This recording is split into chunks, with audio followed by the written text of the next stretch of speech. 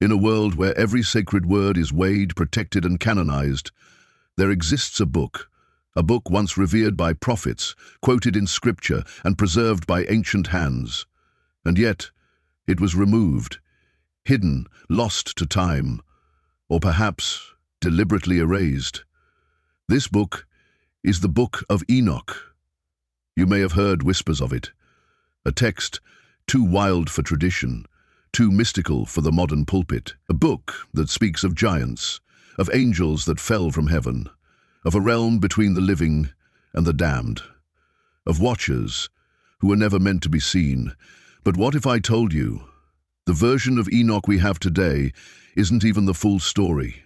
What if entire chapters are missing, scrubbed from scrolls, omitted from translations, left buried in forgotten caves, while the world read on, unaware?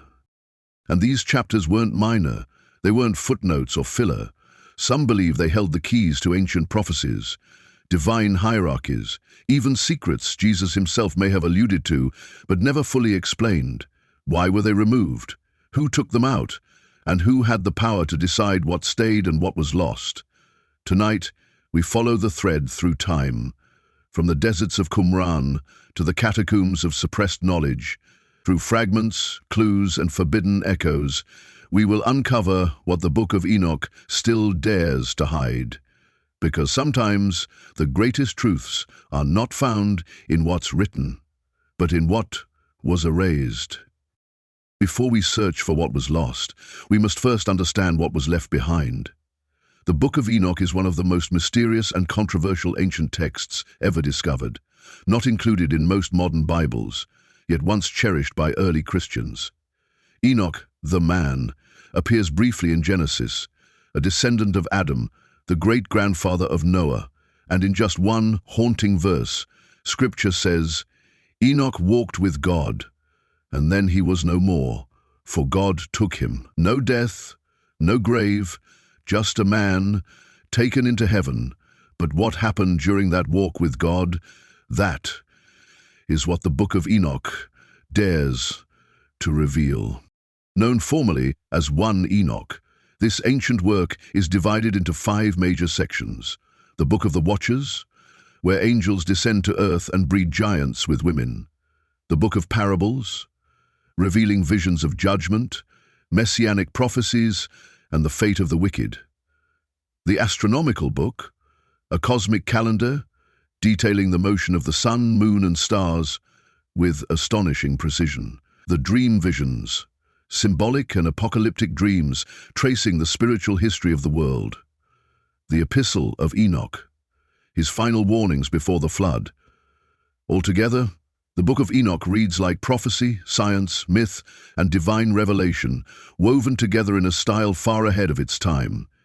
But despite its depth and beauty, Enoch's writings were rejected. The early church fathers quoted it. The book of Jude in the New Testament directly references it. "Behold, the Lord comes with 10,000 of his holy ones," a direct lift from Enoch, chapter 1. Even so, the book vanished from the Western canon. It was never included in the Jewish Tanakh, nor the Roman Catholic Bible. Only one major religious body kept it alive, the Ethiopian Orthodox Church. For centuries, the Book of Enoch survived in obscurity, written in Ge'ez, the ancient Ethiopian tongue. Preserved by monks in mountain monasteries while the rest of the world forgot. It wasn't until the 18th century that the West rediscovered it. And when scholars read it, they were stunned. Giants, fallen angels, cosmic secrets, and, as we will soon see, signs that something was missing. Chapters, pages, even whole visions erased from history. The question is, were they lost by accident or by design? Hidden within the folds of ancient parchment are the echoes of chapters we no longer possess. The Book of Enoch, as we have it today, is not whole. Something or someone removed pieces. We often assume ancient texts are complete, that what we read now is what the ancients read then. But with the Book of Enoch, that illusion fades. The oldest copies we've found, buried in the caves of Qumran near the Dead Sea, are fragmented, shattered like pottery. Missing lines, missing verses, entire scrolls crumbled into dust. From what remains, we see gaps, sudden shifts in voice, missing context, unexplained symbols. Scholars have long debated, were these the natural scars of time or signs of surgical removal? For example, Enoch's prophetic timeline seems to halt midstream in some versions. Chapter 105 ends abruptly. There are hints of a sixth section, a mysterious final vision referenced by some early commentaries, but absent in surviving manuscripts. What was in it? No one knows for sure. But there are clues. In fragments from the Dead Sea Scrolls, there are references to teachings not found in any full Enoch manuscript. Details about cosmic portals, intricate descriptions of heavenly warfare, and angelic instructions that mirror passages later found in obscure Gnostic writings. Even the famous Book of Giants, found alongside Enoch's scrolls in Qumran, points to a broader narrative. It describes fallen angels imprisoned in a distant realm, giant offspring speaking in dreams, and a divine judgment far more elaborate than the Genesis flood account. But there's a problem. These texts don't line up perfectly with our known chapters of Enoch. They reference names, events, and visions that appear to be part of something missing. Some researchers propose that portions of Enoch were intentionally excluded in later transcriptions. Why? Perhaps because the content was too dangerous, too mystical, too revealing. Imagine scriptures that don't just warn of angels falling, but detail how they fell and why they still influence the world today. Or teachings that describe realms of punishment and glory, not in metaphor, but in geography, naming specific spiritual domains far beyond what even Revelation attempts to chart. And perhaps, just perhaps, there were secrets hidden about humanity itself, about the soul, about the afterlife, about God's original intention and the cosmic war that predates Eden. Some of the missing sections may have expanded Enoch's visions of Sheol, the shadowy realm of the dead. Others could have described angelic technology, forbidden knowledge, or the timeline of the Messiah with greater detail than any other Old Testament text. And yet, they're gone, torn by time, or torn by those who feared what they revealed. But fragments remain, hints, whispers, and in those remnants we hear the voice of a prophet, calling from the edges of history, asking us to seek what was lost. When the Bible speaks, it tells us what was, but when the Bible falls silent, we are left to wonder what could have been. The missing chapters of Enoch are not simply absent pages, they are gaps in cosmic understanding, lost visions that may have unraveled heaven's most closely guarded truths. So what might have been in them? Let's begin with a possibility that terrifies some and fascinates others. The fate of the Watchers. The Book of the Watchers, the first section of Enoch, tells us that a group of angels descended to earth, took human wives and gave birth to giants. Their actions violated divine law. They taught forbidden knowledge, astronomy, weaponry, enchantments, seduction. They were cast into a place of punishment, a deep abyss, locked away until the final judgment. But the story ends abruptly. Could the lost chapters have described what happened after that judgment? Could they have named the exact realm where the Watchers were imprisoned? Could they have revealed a plan not just for their punishment, but for their return? Some fragments hint at a prophetic timetable, a cosmic clock ticking down to a day when these imprisoned beings would rise again. What if the lost chapters of Enoch spoke of a second rebellion, a hidden remnant of the Watchers, influencing kings and empires in secret, or worse? What if they never left at all? What if their influence has continued through systems, through symbols, through shadows? Then there is the mystery of Sheol. The Book of Enoch presents Sheol not as a vague underworld, but as a detailed spiritual structure, with compartments, one for the righteous, one for the wicked, one for the undecided.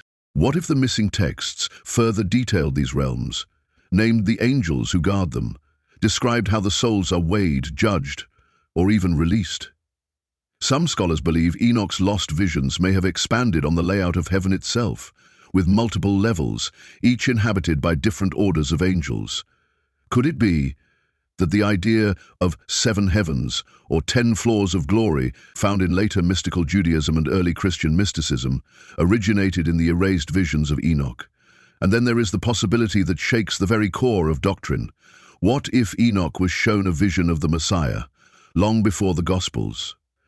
Some verses in the parables already describe a mysterious Son of Man, radiant, chosen, exalted. But the canonical Enoch stops short of naming him. Could the lost chapters have said more? Could they have shown a suffering servant, a sacrificial redeemer, or a crucified king, long before Roman nails ever pierced the flesh? Imagine the implications. A prophecy so vivid, so undeniable, that scribes or elders had to silence it, not out of disbelief, but out of fear. Finally, we must consider the spiritual technologies described in Enoch. Calendars unlike any on earth, stars that move by command, gateways between realms. What if the missing texts held maps, not of geography, but of spiritual alignment? Instructions for communion between heaven and earth, blueprints for building temples that align with constellations, or knowledge passed from angels to men, knowledge that was never meant to be given. It is this kind of speculation that both enthralls and divides. Some call it imagination, others call it dangerous. But the truth is, ancient people wrote with purpose, and the parts they left behind may not have been forgotten. They may have been forbidden. When knowledge disappears, we must ask, who erased it? Ancient texts do not vanish by chance. Parchments may crumble, but entire chapters do not slip into the shadows without a guiding hand. So who had the motive, or the power, to suppress parts of the Book of Enoch? Let's begin with the obvious: religious authorities. By the time of the 4th century, the early Christian church had a problem: unity. Dozens of texts were being circulated: Gospels, prophecies, apocalypses, many of them contradicting each other. In councils like Laodicea, 363 AD, or Nicaea before it, church leaders began defining what belonged in the Bible and what didn't. Enoch was one of the casualties. Too mystical, too otherworldly, and perhaps too revealing. While books like Isaiah and Psalms were chosen for their poetic power and doctrinal consistency, Enoch raised troubling questions. Why does it talk so much about fallen angels? Why does it offer a timeline of judgment that conflicts with Genesis? Why is it obsessed with celestial movements and esoteric symbols? These questions didn't comfort the councils, they unsettled them. But the suppression may have started even earlier. Jewish rabbis, after the Babylonian exile, also distanced themselves from apocalyptic literature like Enoch. Books with angels marrying humans and divine beings teaching magic didn't align with their effort to purify doctrine. In their eyes, such texts leaned too far into myth and not enough into law. And so, scrolls were shelved, copies were destroyed, translations ceased. Only one thread remained unbroken: the Ethiopian Orthodox Church, which preserved the book in the ancient Ge'ez language. But even they may have inherited an incomplete version, one passed down after the chapters had already vanished. Others suggest an even more controversial idea: that Rome, in its unification of state and church, strategically pruned texts that challenged authority, both earthly and divine. After all, what empire wants a book that says angels defied heaven, kings were judged by fire, and knowledge was passed to the unworthy? Whether by politics, piety, or fear, the result is the same. The Book of Enoch was silenced, but not forgotten. You may wonder, why does an ancient, rejected book matter in the modern world? Why should we care about texts that the church abandoned, that time buried, that scholars debate? The answer is simple: because truth echoes across time. And when we ignore what was lost, we risk misunderstanding what remains. The Book of Enoch, complete or fragmented, does something few ancient writings dare to do. It pulls back the veil. It shows us heaven not as a vague light in the sky, but as a structured, active realm. It exposes evil, not just as temptation, but as rebellion, a war waged by celestial beings against the very fabric of divine law. Enoch's words pierce deeper than poetry or parable. They suggest that the spiritual world is far more complex and far more intertwined with ours than most dare to believe. And that matters, now more than ever. We live in an age of confusion, where truth is diluted, where the supernatural is mocked, or worse, commodified. And yet, millions are waking up, searching, feeling the pull toward something ancient, something forgotten. Why do so many feel like something is missing from modern religion? Why do the stories of fallen angels, watchers, Nephilim, and hidden realms resonate so deeply today? Because deep down, we know the world is more than what we see. Enoch speaks to that part of the soul that remembers there was a war before Eden, that remembers the sons of God came down, that remembers giants once walked the earth, and that God's plan has always included justice, even for those who operate in shadows. By ignoring Enoch, we risk flattening the spiritual world into simple morals and Sunday lessons. But by revisiting it, even in fragments, we're reminded that Scripture is not safe. It is bold, dangerous, unapologetic. It tells us that there is a war still happening, and that we are not mere spectators. The lost chapters of Enoch are not just about ancient angels. They're about you. About how you see the unseen, about how you understand the whispers in the dark and the light that still overcomes them. So yes, it matters, not because we need more stories, but because we need to rediscover the right ones, the ones that were hidden, forbidden, and perhaps destined to return now when we need them the most. There's a reason you're still here, listening. Something in your spirit knows. This is more than a lost book. It's a lost piece of the puzzle. The Book of Enoch isn't just an ancient scroll buried in the desert. It's a message that survived fire, exile, censorship, and silence. A voice from before the flood, crying out into our world of noise. And though the chapters are incomplete, the fragments still speak. They speak of a war beyond flesh and blood, of angels that walked among us, of knowledge that was once shared, then sealed, and of a God who saw it all and still chose to reveal himself through flawed men and fragile parchment. You see, the missing chapters matter not only because of what they contain, but because of what their absence reminds us. The truth must be searched for, not spoon-fed, not pre-packaged, but pursued. And those who seek it, like Enoch, those who walk with God when the world turns away, are taken deeper than the rest. So, keep asking, keep digging, keep daring to look where others say you shouldn't, because maybe, just maybe, the greatest revelations are not waiting in what's popular, but in what was buried, lost, torn, forbidden. And maybe it's time we unearth them together.